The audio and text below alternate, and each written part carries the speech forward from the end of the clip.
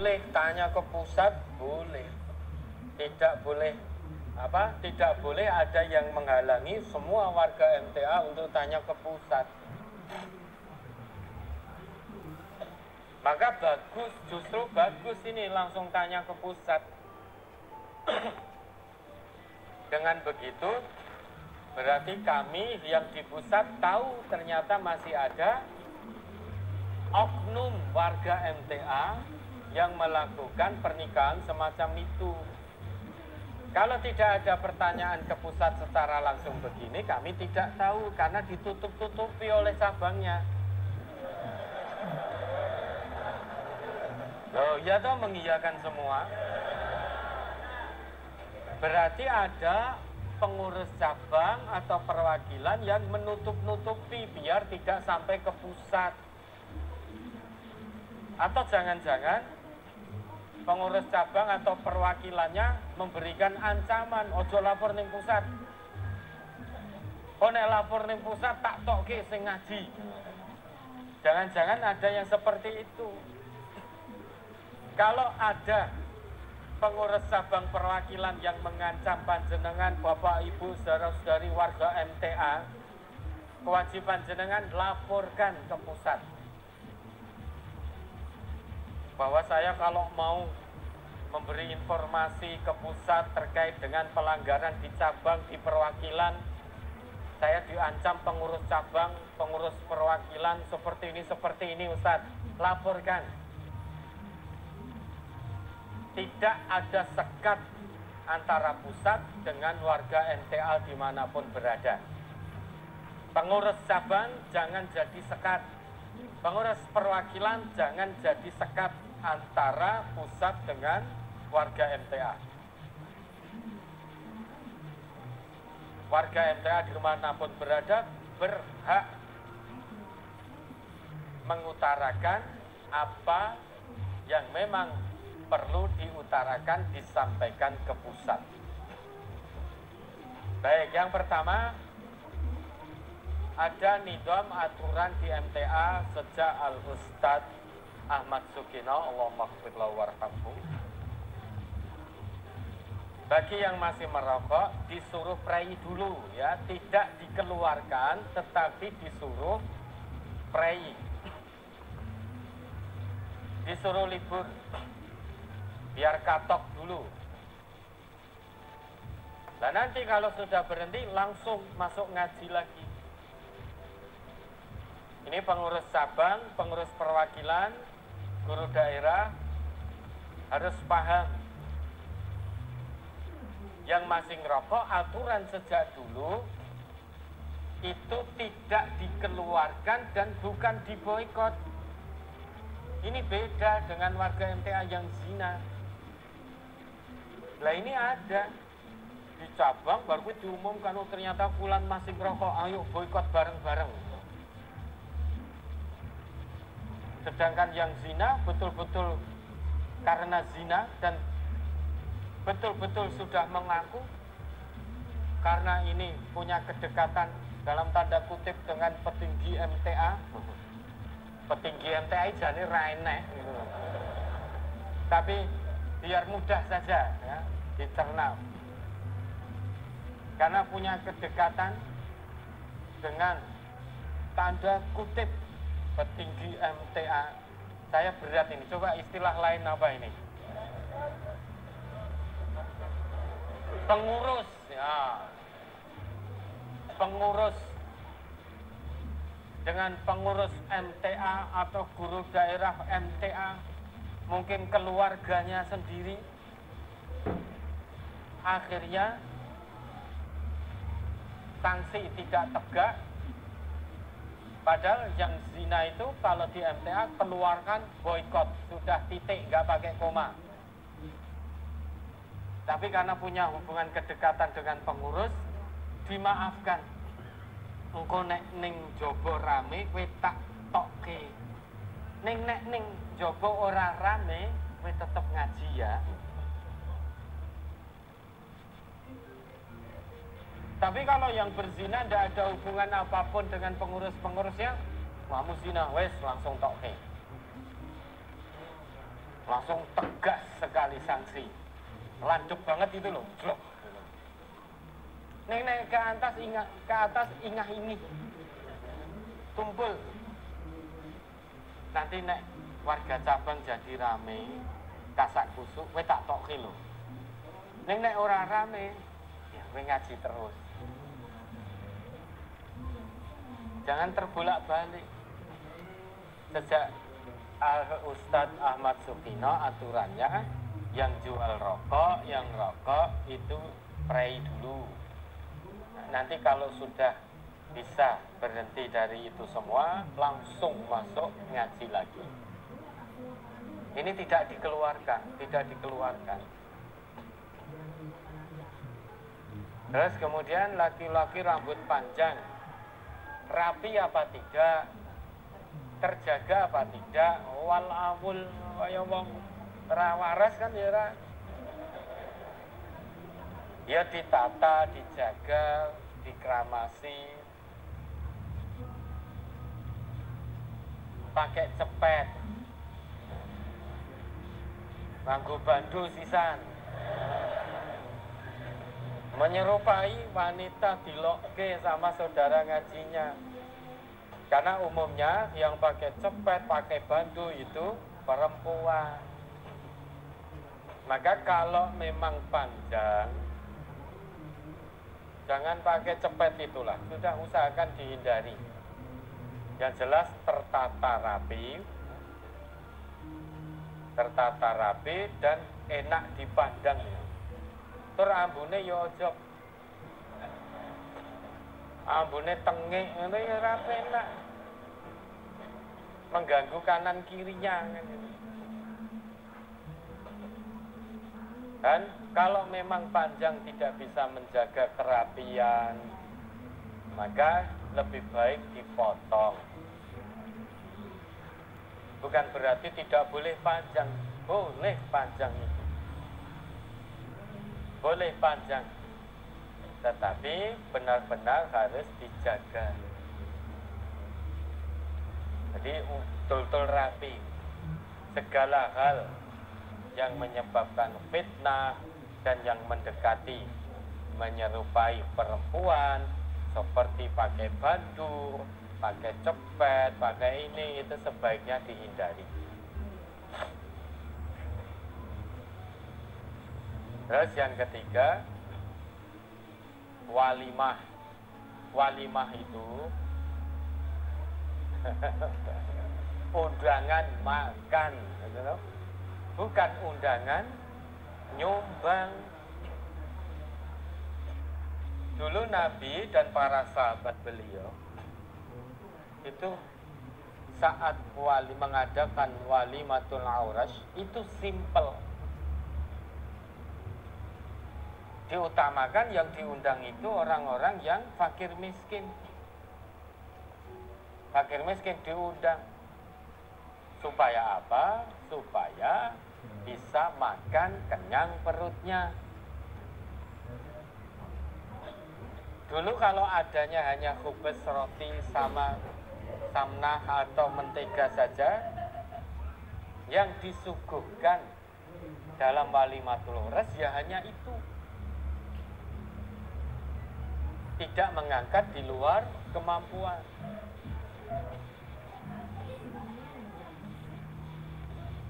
Yang diundang diutamakan orang-orang yang tidak punya.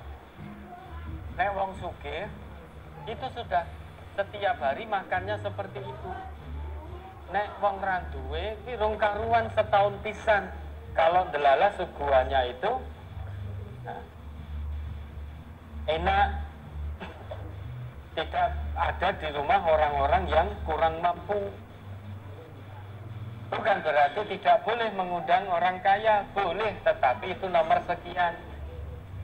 Yang diutamakan fakir miskin dulu. Dan itu undangan makan. Jangan mengangkat di luar kemampuan. Karena itu undangan makan, keluarga besar, majelis tafsir Al-Quran, warga NTA dimanapun berada, sangat tidak diperkenankan mengadakan kegiatan walimah dengan pasang kotak. Oh, saya tidak pasang kotak, tapi saya pasang tas. Saya tidak pasang kotak, tapi dengan kresek. Saya tidak pasang kotak, tetapi dengan baskom. Ya, padha wae, itu berarti isyarat jenengan ngundang nyumbang. Kita itu mau datang ke walimah, bukan ke warung makan. Warung makan saja banyak yang bayarnya belakangan. Makan dulu baru bayar. Nah, kalau pasang kotak di depan, burung mangan kok wis kon bayar. Apalagi ada yang tidak nyemplungi kotak.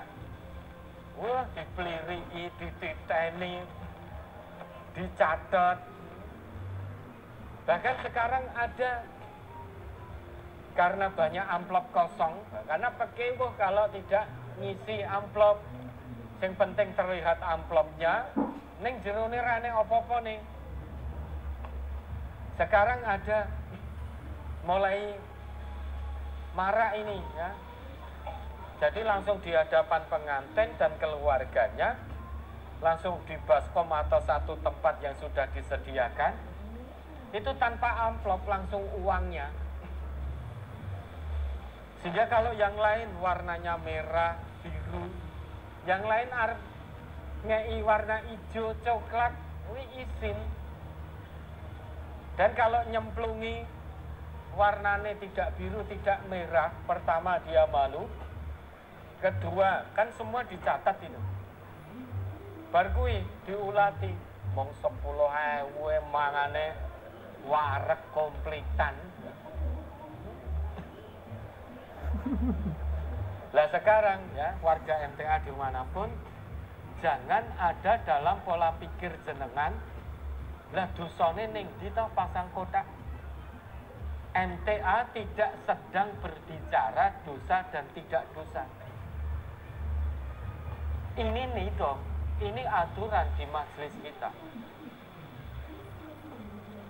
Kita tidak sedang bicara dosa dan tidak dosa. Memang tidak ada dosanya pasang kotak itu. Tetapi warga MTA yang melakukan itu melanggar nidom, melanggar aturan yang telah digariskan oleh majelis. Karena sampai detik ini pasang kotak lebih banyak madharatnya daripada maslahatnya. Madharat pertama, dia jaga engko entuk sumbangan dari sing jagong. Maka dia berani utang dulu untuk mengadakan kegiatan itu. Utang dulu, jagane apa engko kotak yang terisi. Padahal ketika mau melakukan walimatul aurus, uangnya tidak ada, terbatas. Hanya cukup ngundang tetangga kanan kiri, misal hanya 20 atau 30. Tetapi gandeng punya harapan pada kotak tadi, dia ngutang sehingga yang diundang ada 500, mungkin 1000. Begitu kotak dihitung, ora nutup, tombok bangkrut. Akhirnya harus nyaur utang, gak ada yang digunakan untuk nyaur. Selesai kegiatan, mumet, dioyak-oyak utang. Ini namanya mengangkat di luar kemampuan. Dan yang namanya walimatul aurus itu tidak sedang bisnis makanan. Berharap pada kotak sing diundang saoke-oke, harapane bati. Habisnya 10 juta, sumbangannya dapat 15 juta, bati 5 juta. Kalau itu tujuannya, buka rumah makan saja. Maka warga MTA dimanapun berada, kegiatan Walimatul Ures tidak pasang kodak. Kita tidak ngundang nyumbang, tetapi ngundang makan. Semuanya wajib tulis besar-besar dalam kartu undangan tanpa mengurangi rasa hormat. Tidak menerima sumbangan dalam bentuk apapun. Itu tulisannya sing gede, aja mung cuilik. Saking ciliknya jadi cuilik ditaruh paling bawah. Nanti kalau ditanya oleh pengurus kok orang ditulisi sudah ndilah ini. Maka warga MTA tulisi dhuwur dhewe. Sing gede itu. Tidak perlu tulisannya di blok. Tanpa mengurangi rasa hormat, tidak menerima sumbangan dalam bentuk apapun. Nek perlu dikasih tanda pentung. Tanda seru itu loh. Atau kalau tidak dengan kartu undangan, hanya dengan lisan, kunjungan, ketika mengantarkan kunjungan itu sampaikan, monggo Bapak Ibu, nanti hari ini tanggal sekian, bulan sekian, tahun sekian, kami harap keraguan Bapak Ibu untuk datang mendoakan pernikahan anak-anak kami, dan datang monggo nanti kita dahar bareng-bareng, tidak usah membawa sumbangan apapun. Kalau memang dengan kartu undangan, tulis di kartu itu. Kalau dengan lisan, sampaikan tidak menerima sumbangan dalam bentuk apapun. Kita tidak sedang bicara dosa atau tidak dosa, tapi sedang bicara nidom yang ada di majelis tafsir Al-Quran. Perkara sudah setelah dijelaskan nidom ini, Bapak Ibu ketika mau duwe gawe wis nek ngono tak metu kok MTA, monggo silahkan. Saya tak keluar dari MTA, wong ra entuk nampa sumbangane, ya silahkan. Nanti kalau sudah habis pernikahan anak saya tak mlebu meneh, ora oleh. Ndak boleh. Ndak boleh, karena MTA ini bukan pasar yang bisa seenaknya Bapak Ibu keluar masuk seenaknya. MTA ini majelis, ada ketentuan, ada aturannya, ada nidomnya yang harus ditaati oleh semua warga majelis. Ketika mau menikahkan putra-putrinya, hanya demi mengharap sumbangan biar bisa pasang kotak, keluar dari MTA. Nah, ada niat terselubung, nanti kalau sudah selesai acara pernikahan, aku kotak mlebu meneh, tidak akan diterima. Nek tidak diterima di cabang lama, aku tak pindah sih jadi mustami di cabang lain. Maka ini patut menjadi perhatian kita para pengurus. Jangan sampai ada bunglon di tengah-tengah keluarga besar kita. Di sini sudah dihentikan, pindah rono jadi mustami, baru jadi warga meneh. Sudah cukup bunglon itu biar di partai politik saja, jangan ada di kita ya. Bunglon itu pindah dari partai ini pindah sini, pindah sini, pindah sini. Kalau di kita jangan ada. Ini butuh perhatian kita, biar bagaimana warga MTA melakukan pelanggaran nidom di cabang ini, itu biar tidak bisa pindah ke cabang ini. Maka harus ada pemantauan, ada pengawasan. Karena kalau tidak begini nanti rusak, nanti akan rusak. Sehingga MTA gujag-jagan seperti pasar. Ini majelis, ada aturan, ada nidom. Seperti rumah Bapak Ibu, kan ada aturan, ada nidomnya. Bapak Ibu punya rumah, ada aturan, ada nidom. Terkadang aturan di rumah itu tidak berkaitan dengan dosa, tetapi ada aturan yang Bapak Ibu tegakkan dalam rumah itu. Meskipun aturan itu tidak ada kaitannya dengan dosa dan tidak dosa. Ya, ada lagi?